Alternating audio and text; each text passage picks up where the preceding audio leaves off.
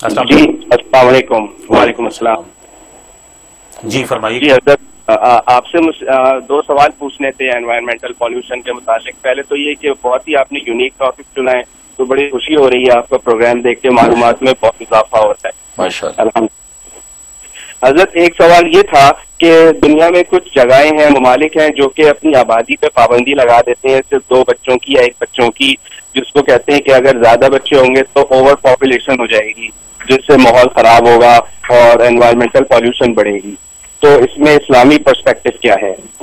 اور دوسرا یہ کہ جو جانور ہے خنزیر, اس کے بارے میں یہ لوگ ڈیفینڈ کرتے ہیں کہ پہلے وہ خراب غذائیں کھاتا تھا یا خراب ماحول میں اس کی جو نرشمنٹ ہوتی تھی, لیکن اب جو ہے وہ بڑے ہائیجینک اور پروسیسڈ کھانے کھاتا ہے چیزیں, تو اس وجہ سے وہ صاف جانور ہے. تو ان کو یہ کیسے سمجھایا جائے کہ یہ جتنا بھی صاف کھانا کھا لے یہ نجس ہی رہے گا کیونکہ نجس العین ہے؟ تو ان کو کیا جواب دینا چاہیے؟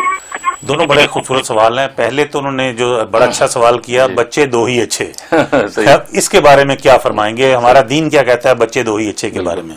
تو یہ پہلا سوال اچھا ہے آپ کا, لیکن یہ کہنا کہ بچے زیادہ پیدا ہونے سے انوائرمنٹل پولوشن پیدا ہوتا ہے, یہ غلط ہے, یہ قابل تسلیم نہیں ہے. اس لیے کہ ظاہر ہے کہ انسان جو ہے وہ تو پولوشن کو دور کرنے والا ایک فرد ہے, تو انسان زیادہ ہوں گے, مین پاور جتنی زیادہ ہوگی, آپ قدرتی جو بھی چیزیں ایسی انوائرمنٹ کو خراب کرنے والی کا مقابلہ زیادہ کر سکیں گے. لہٰذا مین پاور ہونی چاہیے. اب یہ آپ کی ذمہ داری اس مین پاور کی تربیت کرنا, اس کو ایک صحیح ڈائریکشن میں لے کے چلنا کہ وہ آپ کے جو ہے وہ گویا کہ وہ انوائرمنٹل پولوشن کے خلاف اچھے فائٹر بنے اور وہ بہترین جو ہے نا وہ آپ کا کام کریں. تو اس کا اس سے کوئی تعلق نہیں ہے. یہ تو خام خواہ کی بات ہے کہ بچے 2 ہی اچھے. اگر یہ بات ہے پھر 2 کی بھی کیا ضرورت ہے؟ پھر 2 کی بھی کیا ضرورت ہے؟ 2 کی وجہ سے جو پولوشن پیدا ہوگا اس کے ذمہ دار کون ہے؟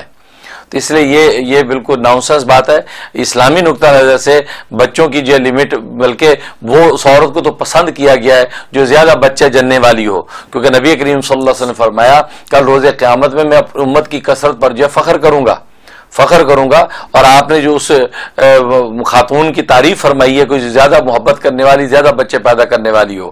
لہٰذا یہ آج یہ ایک ایسی چیز پیدا ہو گئی ہے, اور پھر جن لوگوں نے اس چیز کو پیدا کیا, یہ نعرہ لگایا, وہ خود اس قسم کی کوئی پابندی نہیں کرتے ہیں. یہ دوسروں کو جو ہے ڈسکریج کرنے کے لیے یہ ایک سلسلہ چھیڑ دیا, بچے 2 ہی اچھے ہیں, منصوبہ بندی پر عمل کریں وغیرہ وغیرہ, تاکہ مسلمان کی مین پاور نہ بنے.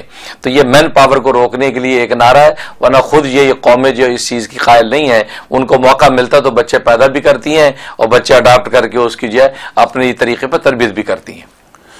اور دوسرا سوال تھا ان کا پک کے بارے میں, کہ وہ لوگ یہ کہتے ہیں, جسٹیفیکیشن اب سائنٹیفک یہ دیتے ہیں کہ پہلے چونکہ وہ گندگی کھاتا تھا اس لیے شاید وہ حرام قرار دیا گیا تھا, اب چونکہ وہ صاف ستھری غذا کھاتا ہے, کنٹرول ڈائٹ لیتا ہے, تو اب شاید وہ حلال ہو گیا. تو اس کے بارے میں بتائیے. دوسرا سوال بھی دلچسپ ہے.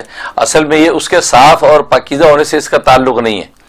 اب کتا جو اس سے زیادہ صاف اور پاکیزہ ہے گھروں کے اندر, جس کتے کو آج یہ قومیں پالتی ہیں, عیسائیوں یہودیوں کیا کتے جو پالتی ہیں, وہ صبح شام اس کو جو ہے وہ شیمپو سے نہلاتے ہیں, صبح شام اس کو خوراکیں دیتے ہیں. اس کے پاک صاف ہونے سے کیا مطلب؟ کتا ذبح کر کے کھانے کو تیار ہیں. یہ کتا کیوں نہیں کھاتے ہیں؟ جس وجہ سے یہ کتا نہیں کھاتے اسی وجہ سے ہم خنزیر بھی نہیں کھاتے.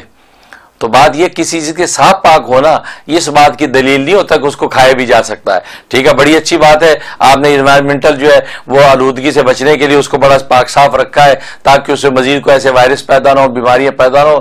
لیکن اس کا یہ مطلب نہیں کہ وہ اب کھانے کی بھی قابل ہو گیا, کیونکہ اس چیز کو تو یہ بھی آج تک مانتے ہیں کہ اس کے گوشت کے اندر میڈیکل پوائنٹ آف ویو سے آج بھی ایسے زہریلے مادے موجود ہیں, ایسے پوائزن موجود ہیں, ایسے فیٹس موجود ہیں کہ جو کسی اور جانور کے اندر نہیں ہیں. لہٰذا اس کے اندر وہ خباثت موجود ہے, لہٰذا یہ کھانے کے قابل نہیں. اگر کھایا جاتا ہے تو انسان کی صحت کے لیے, انسان کے بلڈ باڈی کے لیے انتہائی مضر اور نقصان دہ ہے. آج بھی اس بات کو مانتے ہیں. اس پاکیزگی سے اس کے اندر کی اصل جو اسٹرکچر ہے اس کی باڈی کا, اس کو تو چینج نہیں کر سکتے.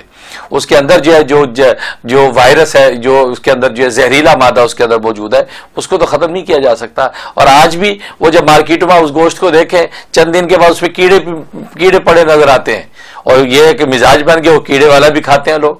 تو یہ جب مزاج بگڑ جائے تو پھر تو وہی بات ہے کہ ملیریا بخار والا جو ہے وہ اگر گلاب جامن کھاتا ہے اس کو کڑوا لگتا ہے.